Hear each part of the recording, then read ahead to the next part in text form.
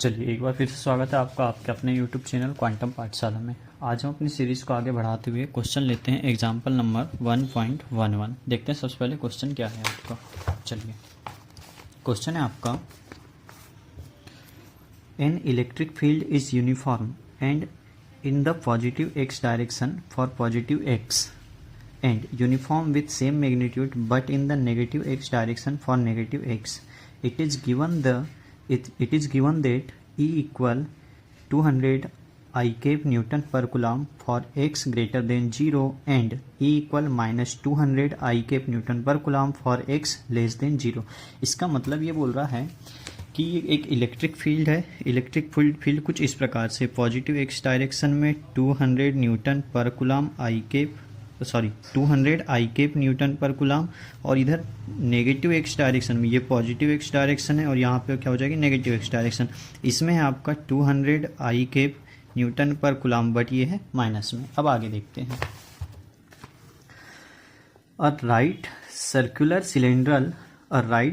सिलेंड्रल of length 20 centimeter and radius 5 centimeter has its center at the origin and its axis along the x-axis, so that one face is at x equal plus 10 centimeter and the other is at x equal minus 10 centimeter। Figure 1.125। मतलब ये जो figure है इसके according देखो, ये जो cylinder है 5 centimetre radius का एंड 20 सेंटीमीटर लेंथ का, ये बोल रहा है कि ये 10 इसके सेंटर से 10 सेंटीमीटर पॉजिटिव साइड पे है और 10 सेंटीमीटर कैसा ये नेगेटिव साइड पे है।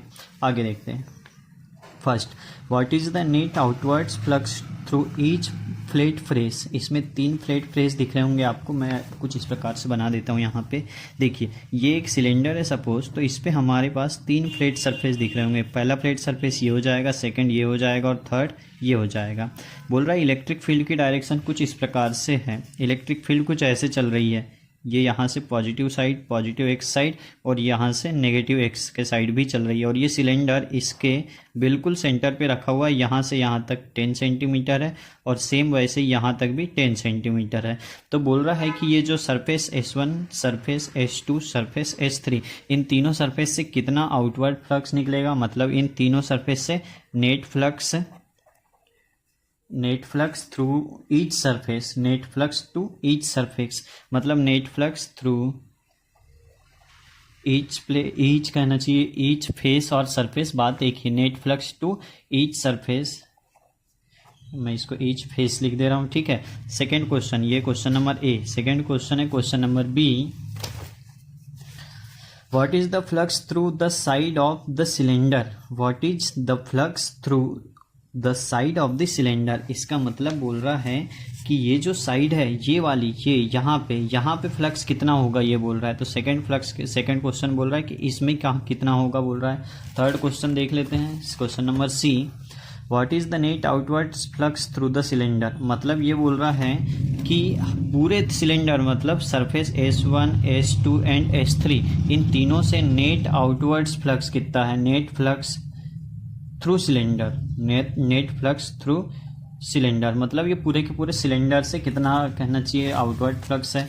एंड नेक्स्ट है आपका, what is the net charge inside the cylinder. What is the net charge inside the cylinder, मतलब ये सिलेंडर के अंदर कितना चार्ज भरा हुआ है। तो इसका डी नंबर हो जाएगा आपका नेट चार्ज। अब आपको कुछ याद आ रहा होगा तो क्वेश्चन नंबर इसका जो एग्जाम्पल 1.10 देखे थे, वहाँ पे एक क्यूब था। वहाँ पे क्या था मेरे प्यारे बच्चे, क्यूब, कुछ इस प्रकार से क्यूब रखा हुआ था, और ये क्यूब भी एक एक्स एक्सिस में रखा हुआ था। कहाँ रखा था, एक्स एक्सिस में, और इसके 2 फेस से कहना चाहिए ये कुछ इस प्रकार से आपका डायग्राम था।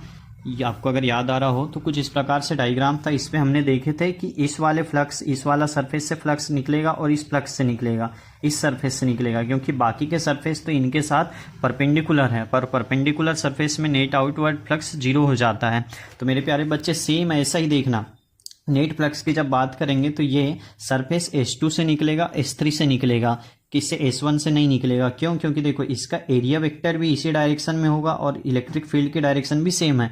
सो दोनों के बीच का एंगल 0 डिग्री, और cos 0 की जगह अगर cos थीटा की जगह 0 रखेंगे तो यहाँ पे नेट आउटवर्ड्स फ्लक्स निकलेगा। सेम वैसे ही सरफेस H3 से भी यहाँ पे देखिए यहाँ 180 डिग्री हो जाएगी और इसमें भी आउटवर्ड फ्लक्स निकलेगा। और यहाँ पे देखिए ये है आपका एरिया वेक्टर और ये इलेक्ट्रिक फील्ड की डायरेक्शन यहाँ 90 डिग्री, तो यहाँ पे cos 90 की वैल्यू 0, तो ये सरफेस S1 से फ्लक्स नहीं निकलेगा। तो आप पहले वाले, इससे जस्ट पहले जो ये वाला क्वेश्चन था, इसको देखकर आप इसका सॉल्यूशन कर सकते हैं। अगर फिर भी नहीं बनेगा तो आप कमेंट करके बताइएगा कि इसका फुल सॉल्यूशन चाहिए। आप इसका कॉन्सेप्ट का यूज करके आप इसका सॉल्यूशन कर सकते हैं। तो यहाँ से आपका निकल जाएगा net flux through each face, मतलब हमको पता है फेस S2 से फ्लक्स निकलेगा, S3 से फ्लक्स निकलेगा, S1 से नहीं निकलेगा, तीनों का अलग अलग निकल जाएगा। अगला क्वेश्चन है तीनों से कुल मिलाकर कितना फ्लक्स निकल रहा है, तो इसका जो भी आएगा, मतलब फेस S2 का जो आएगा, S3 का जो आएगा, दोनों को प्लस कर देना।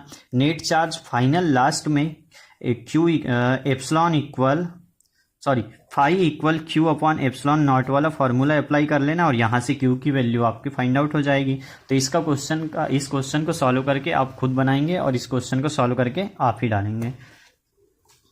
चलिए अब नेक्स्ट क्वेश्चन समझते हैं। नेक्स्ट क्वेश्चन है आपका एग्जांपल 1.12। क्वेश्चन है आपका in early model for an atom considered to have a positively charge point nucleus of charge Jd। मतलब ये बोल रहा है कि एक बहुत पुराना मॉडल है, बहुत पुराना मॉडल है और इसको कंसिडर करते हैं कि इसका जो न्यूक्लियस है वो पॉजिटिवली चार्ज है। डायग्राम बनाते हैं यहाँ पे, देखिए यहाँ डायग्राम देखिए आप इसका। ये आपका वो बोल रहा है कि एक एटम है, तो ये हम आसपास एटम ले लेते हैं और यहाँ पे इसका न्यूक्लियस ले लेते हैं और वो बोल रहा है कि न्यूक्लियस जो है ये पॉजिटिवली चार्ज है और ये पॉजिटिव चार्ज क्या है, इसमें Ze चार्ज रखा हुआ है। अब आगे देखते हैं क्या बोलता है क्वेश्चन।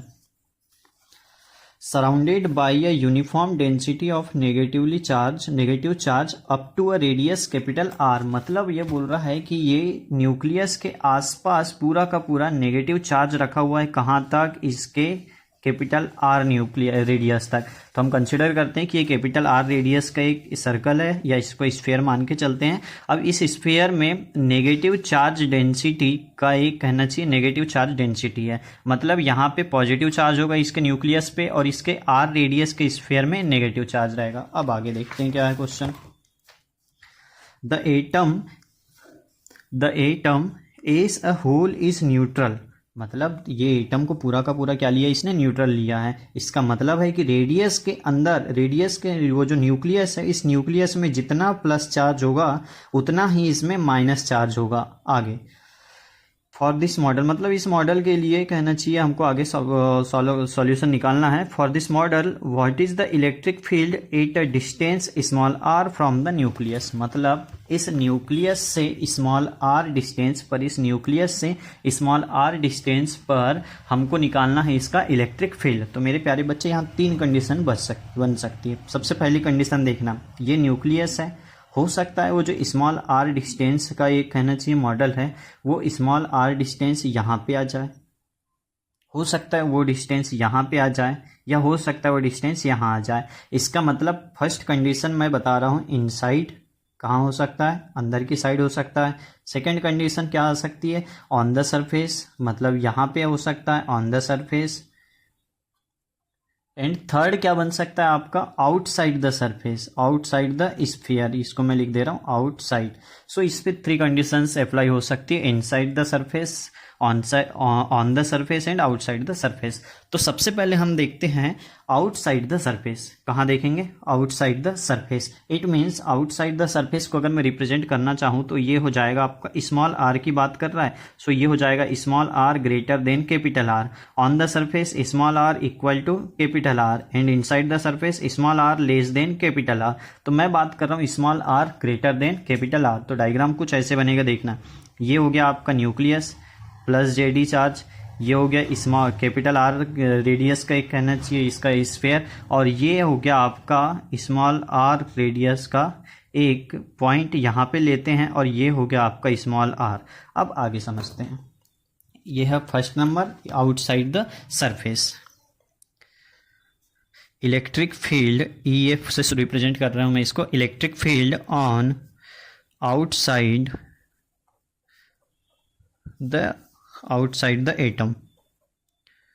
देखते हैं ये क्या हो जाएगा।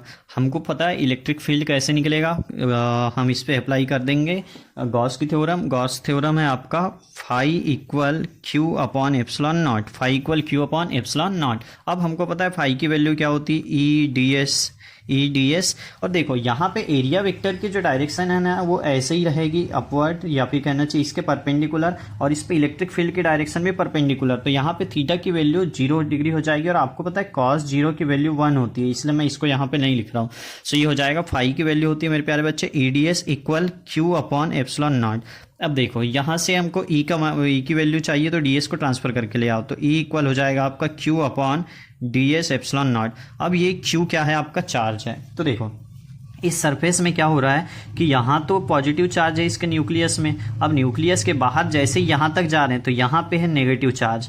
तो देखना ये पॉजिटिव चार्ज और इसके यहाँ तक कैपिटल आर रेडियस तक नेगेटिव चार्ज। तो यहाँ पे जितना पॉजिटिव चार्ज है उतना ही नेगेटिव चार्ज है, जितना पॉजिटिव चार्ज है उतना ही नेगेटिव चार्ज। तो ये दोनों चार्ज एक दूसरे को कैंसिल आउट कर देंगे, तो यहाँ पे नेट चार्ज क्या हो जाएगा, 0। जब ये नेट चार्ज 0 हो जाएगा तो यहाँ पे हम की जगह 0 रखेंगे। जब इसकी जगह 0 रख देंगे तो यहाँ पे ई की वैल्यू क्या आ जाएगी, 0 न्यूटन पर कूलम। इसका मतलब इस सरफेस के बाहर के side, outside the surface, net electric field क्या हो जाएगी हमारी, 0। सेकेंड कंडीशन देखते हैं, second condition on the surface. Second condition क्या बन जाएगी, ऑन द सरफेस। तो सेकेंड कंडीशन पे आते हैं, ऑन द सरफेस। इसको हम लिख सकते थे electric field on the surface. देखिए electric field on the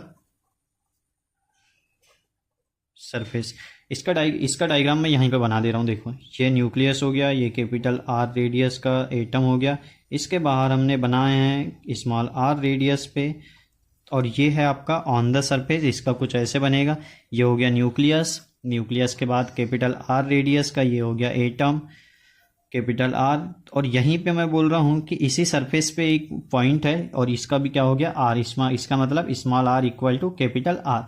same यहाँ पे भी जब हम इलेक्ट्रिक फ्लक्स फाइंड आउट करेंगे तो इलेक्ट्रिक फ्लक्स फाई इक्वल आ जाएगा आपका क्यू अपॉन एप्सिलॉन नॉट। आगे देखो यहाँ पे भी हमको क्या निकालना पड़ेगा, नेट चार्ज। फाई की वैल्यू ये वाला इक्वेशन से रख दो, ये हो जाएगा ई D S equal Q upon epsilon not. यहाँ भी देखो सेंटर पे जितना चार्ज है उतना ही चार्ज इसके आउटसाइड है, इस सेंटर के आसपास, न्यूक्लियस के बाहर है। इसका मतलब यहाँ पर भी नेट चार्ज जब निकालेंगे तो ये हो जाएगा मेरे प्यारे बच्चे 0। जब नेट चार्ज 0 हो गया, जैसे ही नेट चार्ज 0 हो जाएगा तो यहाँ पे भी ई की वैल्यू जो हो जाएगी ये 0 रखने पे ये पूरा का पूरा 0 हो जाएगा। इसका मतलब सेकेंड कंडीशन है आपका electric field on the surface, ये भी क्या हो गई 0। अब बात करते हैं थर्ड, लास्ट है आपका electric field outside the surface, sorry electric field inside the surface, electric field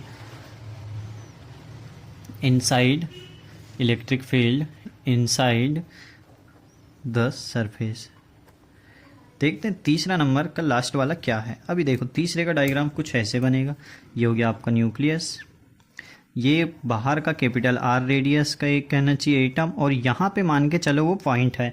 और देखना यहाँ पे इसका कहना चाहिए चार्ज के, यहाँ पे इसका रेडियस क्या हो जाएगा स्मॉल आर। अब इसके आसपास हमें गाउसियस सरफेस कंसीडर करते हैं, कुछ ऐसे गाउसियस सरफेस कंसीडर करेंगे तभी इस पर गॉस की थ्योरम अप्लाई होगी। अब देखो इस पे टोटल कहना चाहिए इलेक्ट्रिक फ्लक्स फाई इक्वल क्या हो जाएगा, phi equal Q upon epsilon not. Phi की वैल्यू रख दो आप E D S equal Q upon epsilon nought. E को ऐसे ही, ई को यहीं रहने दो, ट्रांसफर करके लेके जाओ डी एस को, ये हो जाएगा Q upon epsilon naught into D S. अब बात करते हैं इस पर्टिकुलर इस स्मॉल आर रेडियस तक की यहाँ की, तो यहाँ पे नेट चार्ज क्या होगा देखना, नेट चार्ज